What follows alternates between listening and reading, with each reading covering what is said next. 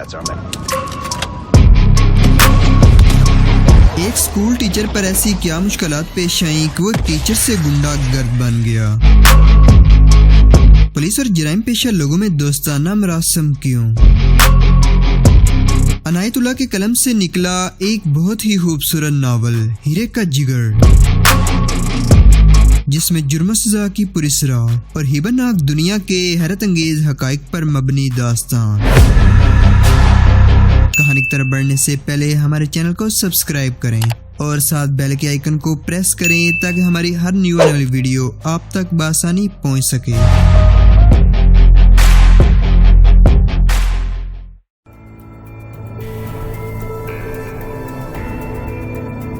ناز میں چائے نہیں پیوں گا، جیدہ نے قدرے اداس سے لہجے میں کہا۔ کیوں؟ ٹھنڈی ہو گئی ہے؟ نہیں۔ گرم تو ہے، پی لو۔ نہیں میں نہیں پیوں گا۔ آخر کیوں؟ اچھی نہیں بنی؟ صرف اس لیے کہ یہ بہت اچھی بنی ہے ناز۔ اس کے لہجے میں دکھ سا پیدا ہونے لگا۔ ذرا سوچ کر پوچھا، اس چائے میں کیا ہے؟ پھر بلند آواز سے بولا ناز، لے جاؤ یہ چائے، مجھے ہوٹل کی چائے منگوا دو۔ اس کی آواز میں عجیب سا اتار چڑھاؤ تھا جو ناز نے پہلے کبھی نہیں دیکھا تھا۔ وہ خاموشی سے اس کی باتیں سننے لگی اور اس کی اندرونی کیفیت کسی حد تک سمجھنے بھی لگی۔ جیدہ نے افسردہ سے لہجے میں کہا، مجھے ہوٹل کی چائے لا دو، کسی گندے سے باورچی کے ہاتھ کی بنی ہوئی چائے، بڑے بڑے ہوٹلوں کی استعمال کی ہوئی اور پھینکی ہوئی پتی کی بنی ہوئی چائے جس سے بدبو اٹھ رہی ہو۔ تمہاری چائے میں خوشبو ہے ناز، یہ نئی اور خوبصورت پیالی میں ہے، مجھے ٹوٹے ہوئے گلاس میں چائے پلاؤ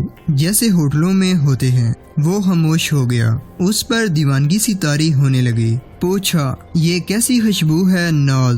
سچ بتاؤ، اس چائے میں تم نے کیا ڈالا ہے؟ ناز نے اسے نظریں بھر کر دیکھا، اس کی آنکھوں میں آنکھیں ڈال دی۔ ناز کے دل فریب ہونٹوں پر ایسا تبسم تھا جیسے بچہ خواب میں مسکرا رہا ہو۔ جیدہ کو معلوم نہ تھا کہ وہ ہتھکڑیاں توڑ سکتا ہے، یادوں کے دھاگے نہ توڑ سکے گا۔ جس ماضی کو اس نے جانے کہاں پھینک رکھا تھا وہ چائے کے لطیف دھوئیں میں لہرا رہا تھا۔ چائے کے ایک گھونٹ سے ہی اس کی ہمت پست ہوئی جا رہی تھی۔ کیا ڈالا ہے تم نے اس چائے میں؟ جیدہ نے جھنجھلا کر پوچھا۔ عورت کی محبت، ناز نے رومانی سے انداز میں کہا۔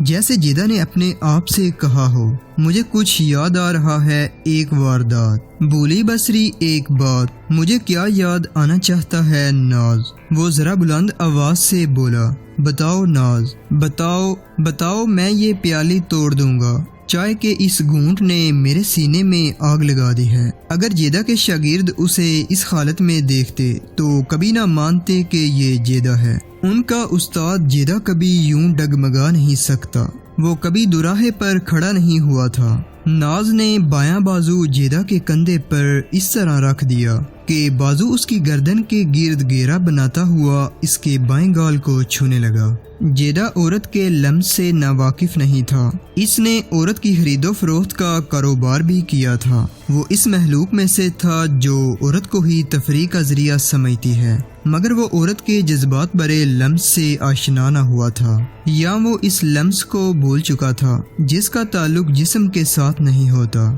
اب وہ ایک نئی دنیا میں داخل ہو رہا تھا جس میں وہ داخل نہیں ہونا چاہتا تھا، لیکن کوئی قوت یا کوئی کمزوری اسے آگے ہی آگے دھکیل رہی تھی۔ کوئی عورت یاد آئی ہوگی تمہیں؟ ناز نے اس پر جھکتے ہوئے کہا، شاید کوئی بہن، شاید ماں، یا بستہ رستہ ایک گھر۔ جیدہ نے اس کی طرف دیکھا، ناز کی سانسیں اس کی پیشانی پر بکھرنے لگیں، ریشمی دوپٹہ اس کے گالوں کو چھونے لگا۔ جیدہ نے عورت کی عریانی دیکھی تھی مگر مستور نسائیت کے لطیف لمس کی قیامت خیزی کبھی نہیں دیکھی تھی۔ ناز کی گرم سانسوں نے اور دوپٹے کے لمس نے اسے دیوانہ بنا ڈالا۔ وہ اپنے آپ میں نہ رہا، کسی پر رحم کرنے والے خوفناک مجرم کی ذہنی حالت قابل رحم ہو گئی۔ کیا کہا تم نے؟ اس نے دکھے ہوئے لہجے میں پوچھا۔ پھر کہو ناز، شاید کوئی بہن، بستہ رستہ ایک گھر، شاید ایک ماں۔ اس نے گال اور آگے بڑھا دیا، شاید اسی لیے کہ دوپٹہ پوری طرح اس کے گالوں کو چھو سکے۔ नाज के दुपट्टे ने जेदा के माजी का घूंघट उठा दिया। बच्चा शायद माँ के दुपट्टे से खेल रहा था। जेदा ने आहिस्ता से अपना हाथ सरकाया और नाज के मेज पर रखे हुए हाथ पर रख दिया। मेरे दिल में ये बोझ कैसा है, उसने नाज के हाथ को दबाते हुए कहा, जैसे मैं डर रहा हूँ। बहक गए हो जेदे। नाज उस पर इस कदर झुक गई कि उसकी पेशानी के बाल जेदा की पेशानी को छूने लगे। बोली, तुम और डर। जेदा ने अपना सर और दायां गाल पूरी तरह नाज के साथ लगा दिया। उस पर खामोशी सी तारी हो गई। उसने आहिस्ता आहिस्ता सर जो घुमाया तो उसकी नजरें अपने हाथ पर पड़ी जिसमें उसने नाज का हाथ थाम रखा था। उसने तेजी से अपना हाथ खींच लिया। तिलिस्म टूट गया। प्यार ने जिस बेड़िए को सुला दिया था वो जाग उठा। नहीं नहीं, वो गम आलूद गुस्से में बोला, मत याद दिलाओ मुझे, ले जाओ ये चाय। औरत की मोहब्बत, एक डोंग, एक फरेब, वो जमाना बीत गया। 25 बरस गुजर गए हैं। मैं अब लौट के इतनी दूर नहीं जाना चाहता। उसने मेज से खंजर उठाकर कहा, इस मोहब्बत को और गए गुजरे उस जमाने को मैंने इस खंजर की नोक पर रख दिया है। जेदा। नाज ने उसका चेहरा हाथों में थामते हुए कहा, तुम्हें मोहब्बत की सरखुशी कभी नसीब नहीं हुई। तुमने शायद मोहब्बत कभी की नहीं, देखी नहीं। मैं तुम्हें वो मोहब्बत दे दूं। अब जो दोनों की आंखें टकराईं तो जेदा के वजूद में जलजले बपा होने लगे। फिर एक जानलेवा कश्मकश, लो चाय पी लो। नाज ने प्याली सरकाते हुए कहा, तबीयत संभल जाएगी, शराब में क्या रखा है। अगर नाज उसका चेहरा छोड़कर प्याली आगे ना सरकाती तो शायद ये तिलिस्म कुछ देर और कायम रहता और जेदा मसहूर होकर घुटनों के बल आ जाता। नहीं, वो कदरे दुखे हुए मगर संभले हुए लहजे में बोला, ले जाओ, उठा लो। इन बर्तनों की चमक में मुझे वो दुनिया नजर आती है जिसे मैं चकनाचूर कर देना चाहता हूँ। मुझे अपनी ही दुनिया में रहने दो नाज। वो एकदम उठ खड़ा हुआ।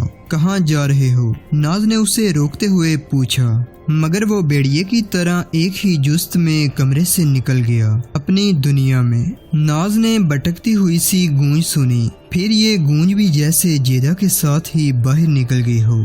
अपनी दुनिया में। रात आधी गुजर गई। नाज जेदा के इंतजार में बेताब थी। चाय के बर्तन भी अभी तक मेज पर ही रखे थे। नाज जानती थी कि जेदा की वापसी गैर यकीनी है। वो आए ना आए, अपने ही किसी अड्डे या किसी रंडी के कोठे पर जा सोया होगा। उसकी दुनिया वसी थी और ठिकाने बेशुमार, लेकिन नाज शिद्दत से महसूस कर रही थी कि वो आज की रात अकेले नहीं गुजार सकेगी। उसे नींद नहीं आएगी और जेदा ना आया तो रात भर बेचैन रहेगी।